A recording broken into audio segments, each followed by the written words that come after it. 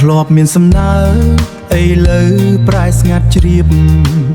ភួយដែលធ្លាប់អូនដណ្ដប់បងអោបទាំងត្រជាក់លហៀបមើលរូបថតពីអ្នកទឹកភ្នែកបងស្រក់មកសស្រាំងតើបងខំត្រង់ណាបានជាជីវ៉ាចាចោលប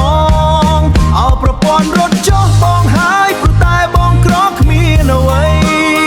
អូនរុនតាមគេអ្នកមានឡានថ្មីផ្ទះធំស្កឹមស្កាយអូនភ្លេចអងហើ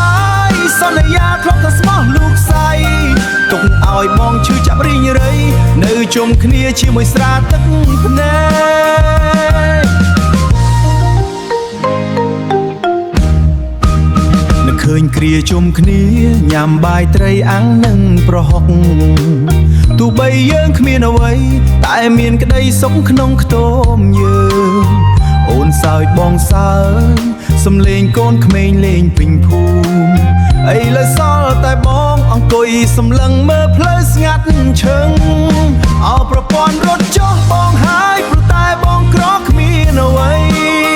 អូនរុនតាមគេអ្នកមានឡានថ្មីផ្ទះធំស្កឹមស្កាយ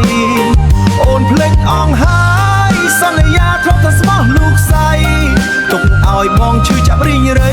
នៅជុំគ្នាជាមួយស្រាទឹកភ្នែកដបស្រាជាមិត្តបេះដូងជាកន្ទងរងរាប់ទឹកភ្នែកបងដឹងថាប្រាំងមានអំណាចអាចទិញចិត្តស្រីតែបងមិននឹកស្មានថាអូនដែលចិត្តដល់ម្លឹងសងបដូរយកទ្រព្យធនចោលបងនឹងកូនដែលធ្លាប់បី